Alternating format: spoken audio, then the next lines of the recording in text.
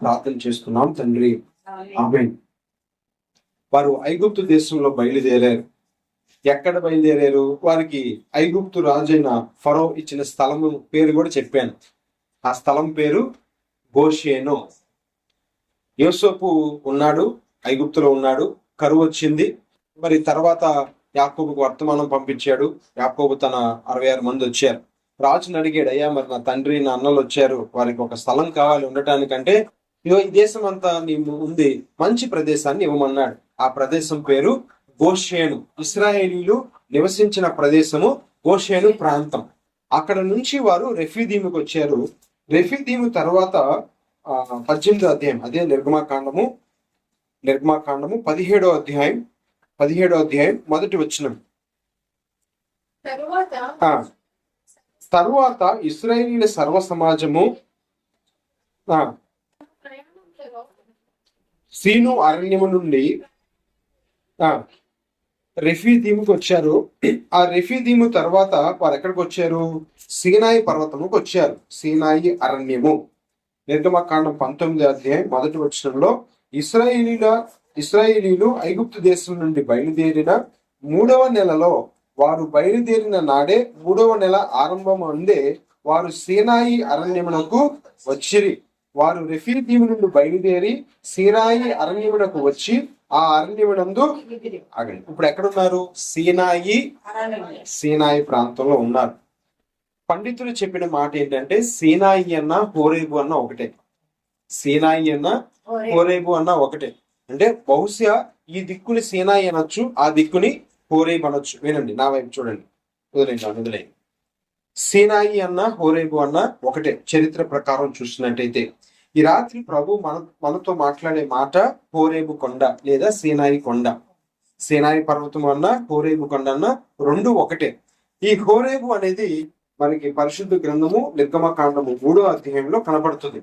మొదటిసారి మోషే గారితో ప్రభు మాట్లాడిన స్థలమే హోరేబు కొండ. చూడండి, నిర్గమకాండము 3వ అధ్యాయము మొదటి వచనాన్ని చూడండి. మోషే యాజకుడైన ఇత్రో అను తన మామ మందను మేపుచు ఆ మందను అరణ్యము అవతలకు కూలుకొని దేవుని పర్వతమైన హోరేబుకు వచ్చెను. హోరేబు అంటే దేవుని పర్వతం. హోరేబు అనగా మనకేం గుర్తుకు రావాలి? అది దేవుని పర్వతం. ఈ రాత్రి మనం నేర్చుకునే మాట హోరేబు. అసలు హోరేబు అంటే ఏంటి? ఆ చరిత్రలోంచి కొన్ని విషయాలు మనం నేర్చుకుంటున్నాం. హోరేబు అనగా అది ఎవరి స్థలము? దేవుని పర్వతము. ఎక్కడికి వచ్చాడు ఇప్పుడు మోషే గారు? తన మందను మేపుకుంటూ దేవుని పర్వతమైన హోరేబునకు వచ్చాను. 2వ వచనాన్ని చదవండి. ఒక పొద నడిమిని అతనికి ప్రత్యక్షమాయను.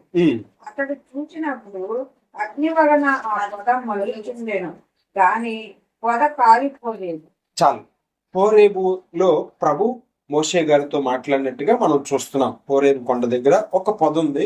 ఆ పొద అంటే కొండ కదా, చాలా కొండలు గుట్టలు ఉంటాయి. కొండానంగా మరి ప్లెయిన్ గా ఏముండదు, చాలా అడవిలాగా ఉంటుంది ఆ ప్రాంతమా. అక్కడ ఒక పొదలో ప్రభు అతనితో మాట్లాడినట్టుగా మనం చూస్తున్నాం.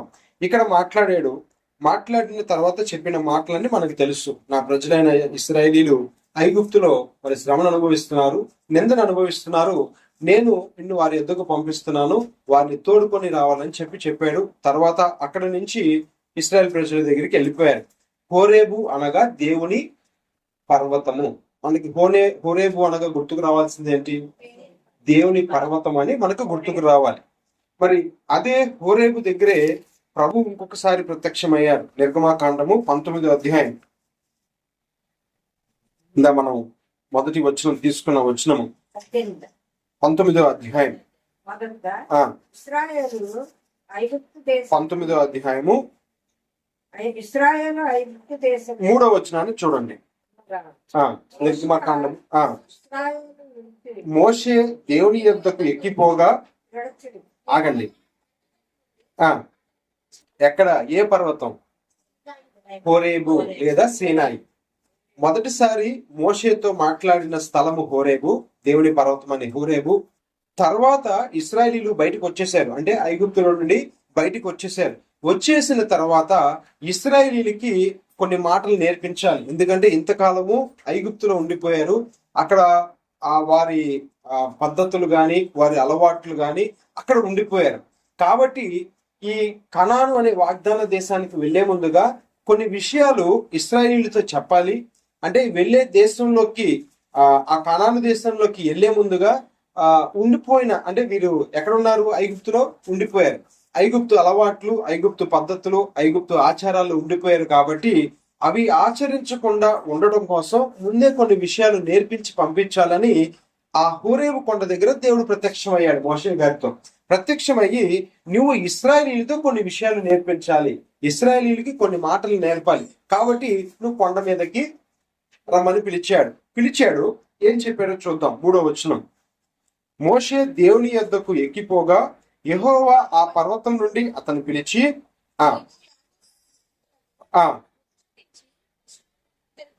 ఇదిగో నేను చెప్పే ఈ మాటలన్నీ నువ్వు విని, కింద ఉన్నారు ఇశ్రాయేలు ప్రజలు, వాళ్ళకెళ్ళి చెప్పమన్నాడు.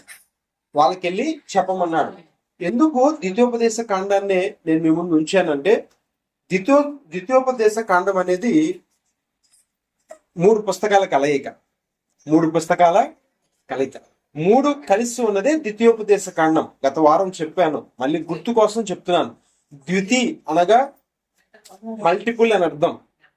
మల్టిపుల్ అంటే ప్లూరల్ అని అర్థం. నిర్గమకాండంలో, సంఖ్యాకాండంలో, లేవియా కాండం, ఈ 3 కాండాలలో జరిగిన సంఘటనలే క్లుప్తంగా రాసిందే ద్వితీయోపదేశ కాండం. అలాగే మీకు మరలా మత్తయి సువార్త, మార్కు సువార్త, లూకా సువార్త, ఈ 3 జరిగినదే యోహాను సువార్తలు కనపడుతుంది. మత్తయి సువార్త, మార్కు సువార్త, లూకా సువార్త, ఈ 3 సువార్తలలో ప్రభు చేసిన కార్యాలు గాని, కొన్ని ఉపమానాలు గాని, ఆయన ప్రసంగం, కొండ మీద చేసిన ప్రసంగం గాని 3 సువార్తలలో కలిపి మళ్ళీ యోహాను సువార్తలో కనపడుతుంది. కాబట్టి ద్వితీయోపదేశ కాండం అనగా ప్రాముఖ్యంగా విశ్వాసికి చాలా ప్రాముఖ్యమైనది. ఈ పుస్తకం ఖచ్చితంగా మనం చదవాలి. ఎందుకంటే ద్వితీయోపదేశ కాండంలో ఇశ్రాయేలీలు ఎలా నడవాలి, వాగ్దాన దేశంలోకి వెళ్ళిన తర్వాత వాళ్ళు ఎలా జీవించాలి అనేది తెలిపే పుస్తకమే ద్వితీయోపదేశ కాండం. అంటే ఐగుప్తులో నుండి బయటకు వచ్చిన తర్వాత దేవుడు చేసిన ప్రసంగం, అంటే దేవుడు ఇశ్రాయేలీలతో మాట్లాడిన మాటలే ద్వితీయోపదేశ కాండం కనపడతాయి. ఎందుకు మాట్లాడాడు? కనానులోకి వెళ్ళిన తర్వాత వీళ్ళు ఎలా ఉండాలనేది తెలిపేదే ద్వితీయోపదేశ కాండం. రక్షణ పొందిన మనము, అంటే ఐగుప్తు లోకానికి సాదృశ్యం, ఈ లోకము ఐగుప్తు పాపానికి సాదృశ్యం, ఈ లోకము ఐగుప్తుకి సాదృశ్యం. ఈ లోకంలో నుంచి విడిపింపబడిన మనము ఎలా జీవించాలనేది తెలిపేదే ద్వితీయోపదేశ కాండం. అందుకే అది చదవాలని నేను మీ ముందు ఈ మాటలను ఉంచుతున్నాను. ద్వితీయోపదేశ కాండాన్ని ఎందుకు నేను మీ ముందు ఉంచానంటే, ఒక విశ్వాసి లోకంలో నుంచి బయటకు వచ్చిన తర్వాత, వినండి, లోకంలో నుంచి బయటకు వచ్చిన తర్వాత అంటే రక్షణ పొందిన తర్వాత విశ్వాసిగా జీవించటానికి కావాల్సిన పాఠాలే ద్వితీయోపదేశ కాండం. ఐగుప్తు అనే పాప బంధకంలో నుంచి బయటకు వచ్చిన తర్వాత ఇశ్రాయేలీలు ఎలా జీవించాలి అనేది నేర్పించడానికే ద్వితీయోపదేశ కాండం. అర్థమైందా? ఏమైనా కన్ఫ్యూజన్ ఉందా? చెప్పమంటే మళ్ళీ చెప్తా. ద్వితీయోపదేశ కాండము విశ్వాసికి ఒక హ్యాండ్ బుక్ లాంటిది. మీకు అర్థం అవడం కోసం చెప్తాను. మా నాన్నగారు రైల్వేలో డ్రైవర్గా పనిచేశారు. ఆయన దగ్గర ఒక చిన్న హ్యాండ్ బుక్ ఉండేది. ఉంటుంది. ఎందుకు ఆ హ్యాండ్ బుక్ అంటే, ఆ బుక్ పైన రాస్తున్నదే ట్రబుల్ షూటర్ అని ఉంటది. ఆ పుస్తకం పేరే ట్రబుల్ షూటర్. ఇంజిన్ అంటే వాహనాన్ని నడుపుతున్నాడు, ఎప్పుడైనా సాంకేతికమైన లోపం ఏదైనా వస్తే, అంటే చిన్నవి తనకు తాను మరమ్మత్తు చేసుకోగలగటానికి వెంటనే ఆ పుస్తకంలో చూసి ఈ సమస్యకు ఇది పరిష్కారం, ఈ సమస్యకు ఇది పరిష్కారం, హ్యాండ్ బుక్ అంటారు. దాన్ని ఏమంటారు? Hand book. ద్వితీయోపదేశ కాండం కూడా హ్యాండ్ బుక్ లాంటిదే. అంటే ఈ లోకంలో ప్రయాణం చేస్తున్నప్పుడు ఈ లోకం ఎలాంటిది? ఐగుప్తుకు సాదృశ్యం. మనం లోకంలో నుంచి విడిపింపబడ్డాం, పాపం నుంచి విడిపింపబడ్డాం, అయినా పూర్తిగా విడిపింపబడ్డాం. అంటే విడిపింపబడ్డాం కానీ దీనిలోంచి బయటికి వెళ్ళాల. అందుకే పౌలు గారు ఏమన్నారంటే, పౌలు గారు ఒక మాట చెప్తారు. ఏమంటారంటే, ఈ లోకంలో నుంచి వెడలిపోవాలని నాకు ఆశ ఉంది అంటారు. ఎక్కడి నుంచి వెళ్ళిపోవాలని? ఈ లోకము పాపంతో నిండి ఉంది కాబట్టి ఈ లోకం నుంచి వెళ్ళిపోయి క్రీస్తుతో ఉండాలని నేను ఆశపడుతున్నాను. కానీ ఈ లోకంలో ఉండటం మంచిదే అన్నాడు. అయినను ఫిలిప్పీలకు రాసిన పత్రికలో బహుశా మాట ఉంటుంది, చూడండి. మళ్ళీ ఇక్కడికి వస్తాను నేను. ఫిలిప్పీలకు రాసిన పత్రిక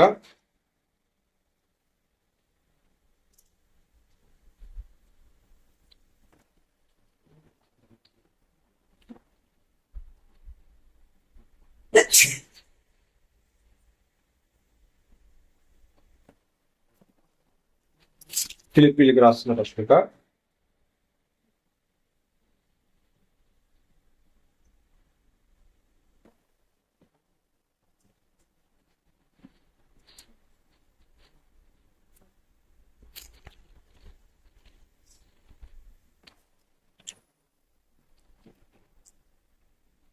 కొరింథీయులకు రాసిన పత్రికలో ఉంటుంది, అది క్షమించండి. కొరింథీయులకు రాసిన పత్రిక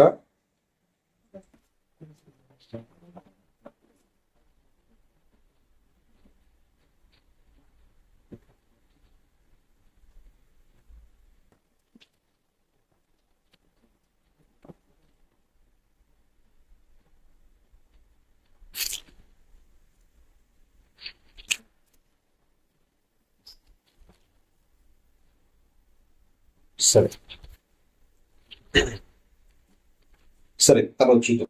పౌలు గారు ఏమన్నారంటే, ఈ దేహము విడిచిపెట్టి, ఈ లోకాన్ని విడిచిపెట్టి ప్రభుతో నివసింపగోరుచున్నాను అన్నాడు. ఎందుకంటే ఈ లోకం దేంతో నిండి ఉంది? పాపంతో నిండి ఉంది.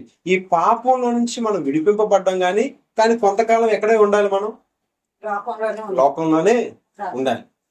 పెళ్ళైన కొత్తలో అమ్మాయిని పెళ్ళైన 10 రోజుల తర్వాత ఎక్కడో మళ్ళీ ఆషాఢ మాసం ఎందుకు పంపిస్తారు?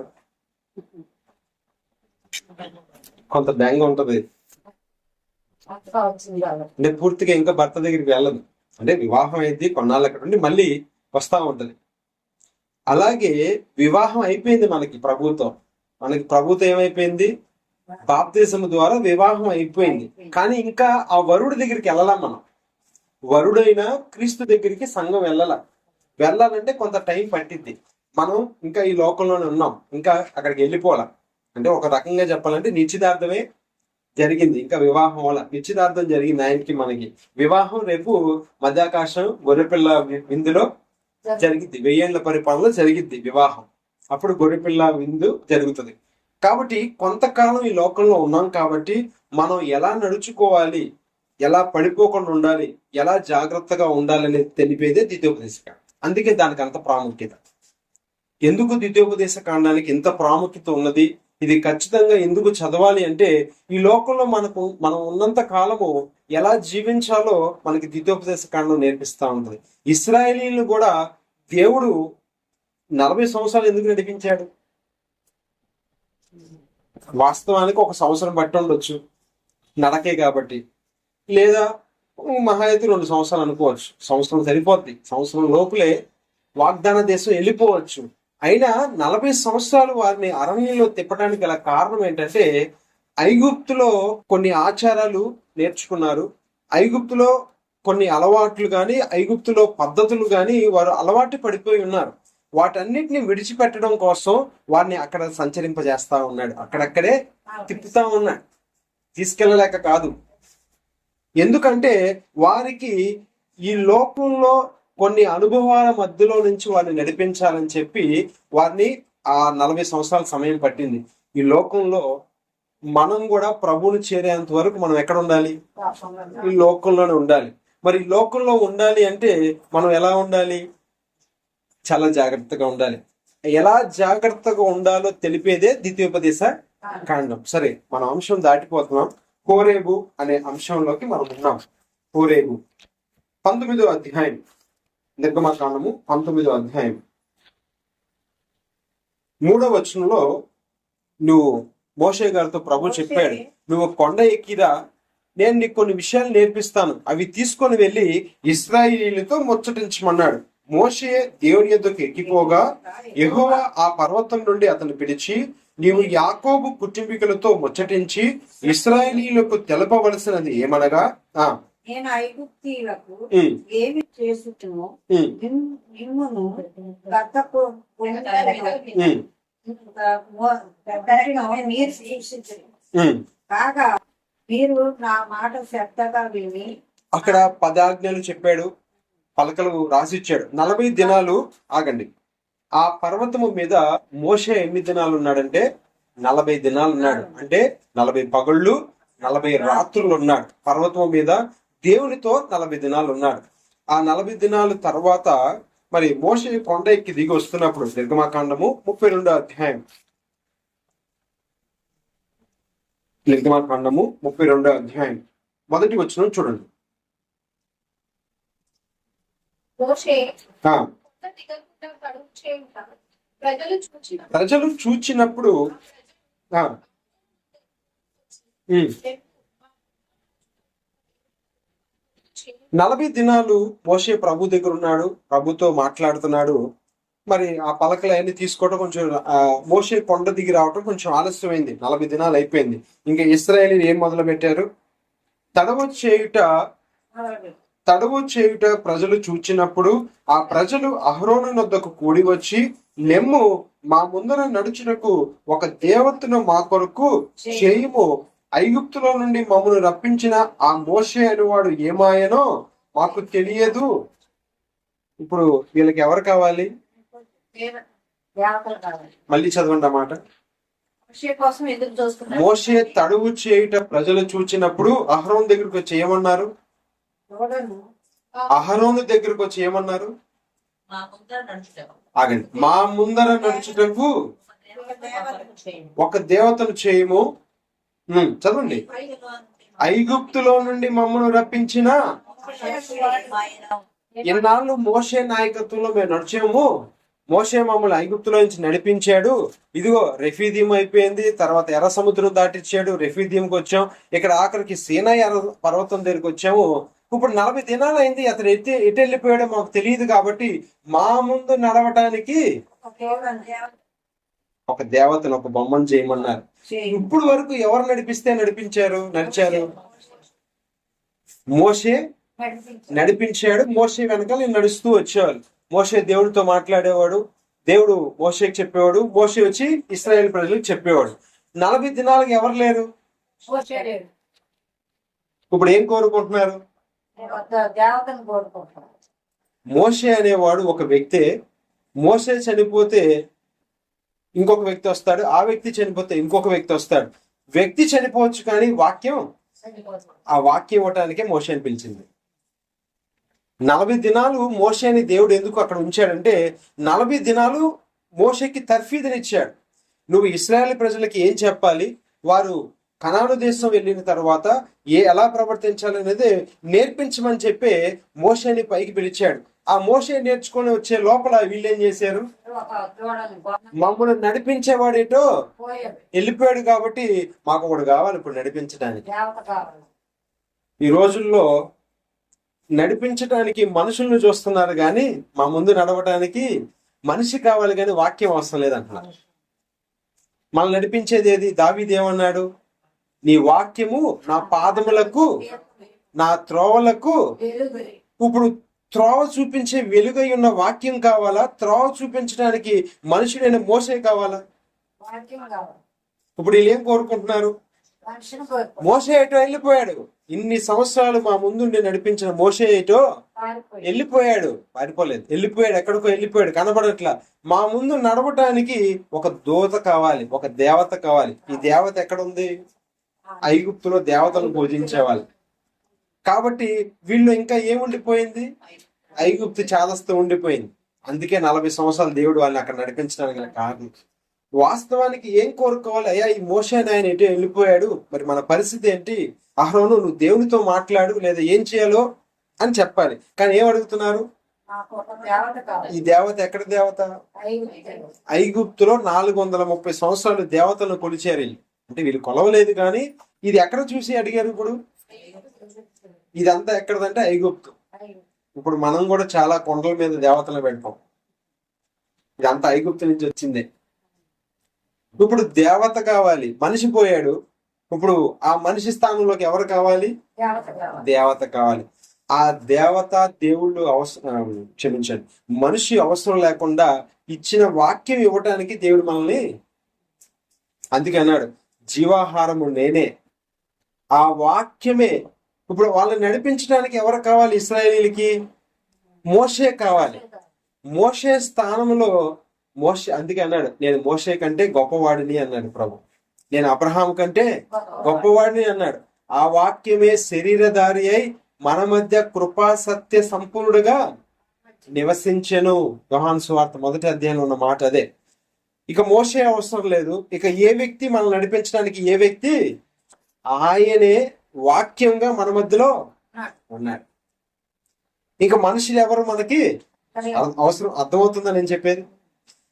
ఇశ్రాయేలీలు నడిపింపబడటానికి ఒక వ్యక్తిని కోరుకున్నాను, కానీ దేవుడు ఎవరినిచ్చాడు? ఆయనే దిగి వచ్చాడు మన ముందు నడవటానికి. ఆ జీవాహారమే మన మధ్యలో ఉంది. యోహాను సువార్త 1వ అధ్యాయం, యోహాను సువార్త 1వ అధ్యాయం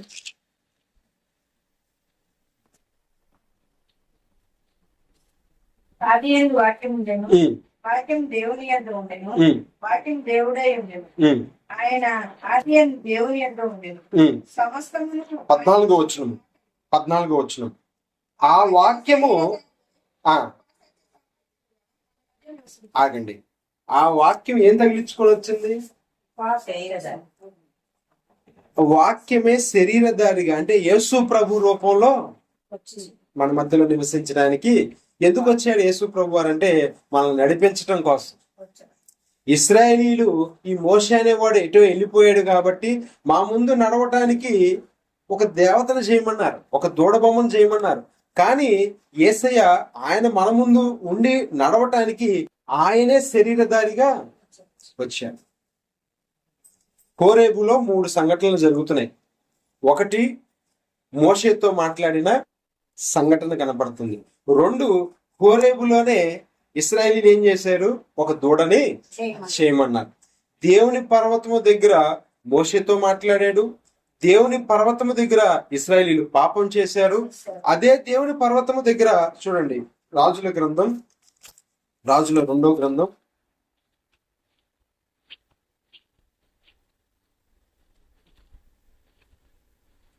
రాజుల 1వ గ్రంథం, రాజుల 1వ గ్రంథం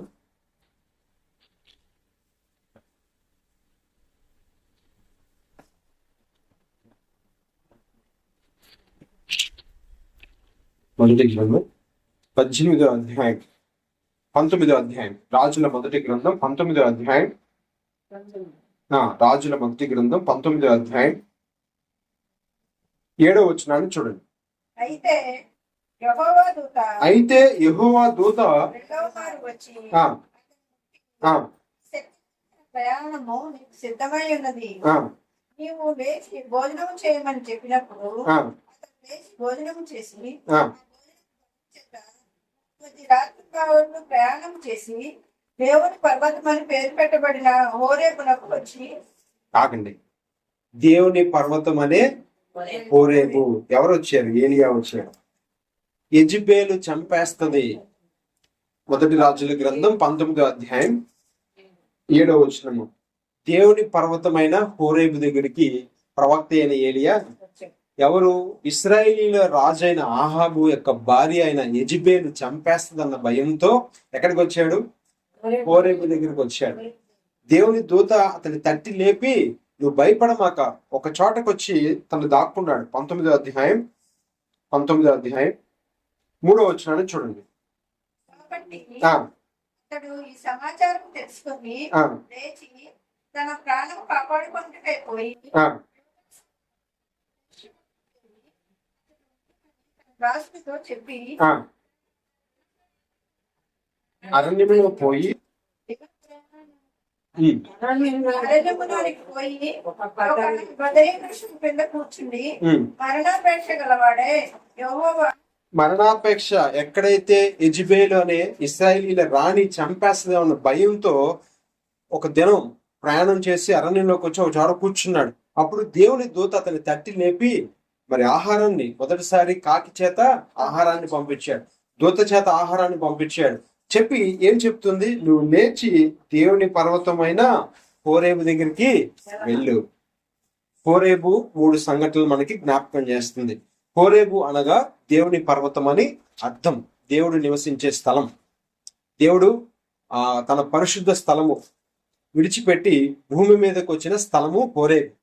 1 మోషేతో మాట్లాడిన స్థలము, 2 మోషేతో మాట్లాడి ఆ యొక్క ఇశ్రాయేలీలు నడవవలసినది ఆ మార్గము తెలిపే ఆ మాటలు తెలిపిన స్థలము హోరేబు.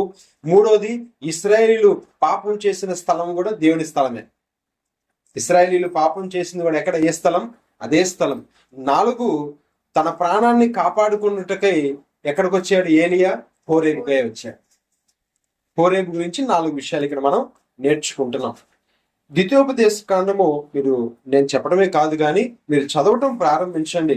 విశ్వాసి ఈ లోకంలో ఎలా నడవాలో, అంటే ఇశ్రాయేలీలు ప్రజలు ఎలా నడవాలో తెలిపే పుస్తకమే ద్వితీయోపదేశ కాండము. విశ్వాసి కూడా ఈ లోకంలో ఎలా నడవాలనేది తెలిపేదే ద్వితీయోపదేశ కాండం. అంటే మనకి చాలా విషయాలు అక్కడ నేర్చుకోవచ్చు. అంటే ఎన్ని సందర్భాలు ఎదురైనవి దేవుని చిత్తమైతే ఈ సంవత్సర కాలంలో ద్వితీయోపదేశ కాండంలో నుంచే ప్రతి మాట నేను ఉంచడానికి ప్రయత్నం చేస్తా ప్రతి మంగళవారం. అంటే ఆ ఐగుప్తులో నుండి బయటకు వచ్చిన తర్వాత కనాను చేరేంత వరకు ఎన్ని సంఘటనలు ఉన్నాయి. మన విశ్వాస జీవితంలో కూడా, అంటే పాపంలో నుండి బయటకు వచ్చిన తర్వాత ప్రభుని విశ్వసించిన తర్వాత ప్రభుని చేరేంత వరకు, అంటే ఆ కానాన్ అనే పరలోక రాజ్యం చేరేంత వరకు మన జీవితంలో కూడా ఎన్ని ఎదుర్కోవాలో. ఇశ్రాయేలీలు ఎన్ని ఎదుర్కొన్నారు? వాళ్ళ 40 సంవత్సరాల ప్రయాణంలో చాలా చూశారు. అవునా? చాలా చూశారు. అలా మనం కూడా ప్రభువుని చేరుకునేంత వరకు ఎన్ని ఎదుర్కోవాలో ఈ పుస్తకం నేర్పిస్తుంది.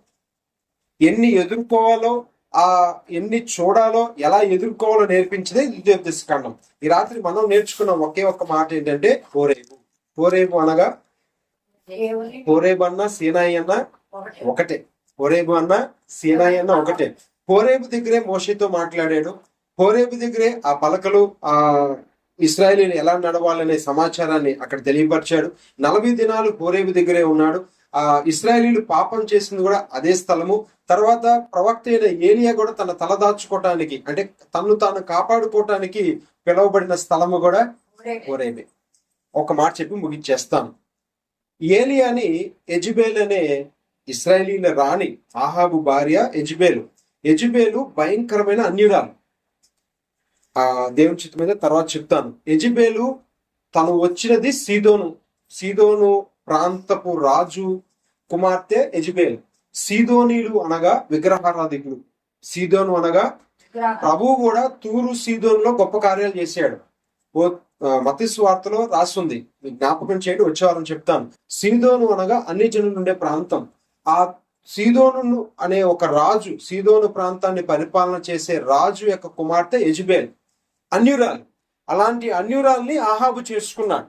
ఆ యెజబెలు ఒక 400 మంది బయలు ప్రవక్తల్ని, అన్యుల దేవతలకి పూజారులుగా ఉన్న వారిని పోషిస్తుంది. ఆమెను ఎదిరికించి అతను ఆ 400 మందిని చంపిస్తాడు ఇశ్రాయేలీల చేత. అప్పుడు యెజబెలు పగబట్టి ఏలియాని చంపాలని ప్రయత్నం చేస్తుంది. ఏలియాకి వర్తమానం పంపిస్తుంది. మొదటి రాజుల గ్రంథం 19వ అధ్యాయంలో ఉంది, చదవండి కావాలంటే. ఏలియాకి వర్తమానం పంపిస్తుంది. రేపు ఈ టైం కల్లా నీ ప్రాణాన్ని నేను భూమిలో కలిపేస్తాను, నిన్ను చంపిస్తానని చెప్పినప్పుడు ప్రవక్త అయిన ఏలియా భయపడి పారిపోతాడు తన ప్రాణాన్ని దక్కించుకోవడానికి. ఒక చోట బదరీ వృక్షం దగ్గర ఉంటాడు. అప్పుడు దేవుడు ప్రత్యక్షమయ్యి, నువ్వు ఇక్కడ ఉండొద్దు, ఎక్కడికి రమ్మన్నాడు? హోరేబు దగ్గరికి రమ్మన్నాడు. ఎక్కడికి రమ్మన్నాడు? హోరేబు అనేది ఎక్కడ? నా దగ్గరికి రమ్మని అర్థం. హోరేబు అనగా దేవుడు నివసించే ప్రాంతము. దేవుడు నివసించే దగ్గరికి రావాలి. ఎందుకు రావాలి? ప్రాణాన్ని కాపాడుకోవటానికి. హోరేబు అనగా కాపాడబడే స్థలం. హోరేబు అనగా సంరక్షింపబడే స్థలము. సంరక్షింపబడే స్థలము, తలదాచుకునే స్థలం. ఇప్పుడు ఏలియా వచ్చి ఎక్కడ తలదాచుకున్నాడు? హోరేబులోనే దేవుడు మాట్లాడతాడు మళ్ళీ ఏలియాతో.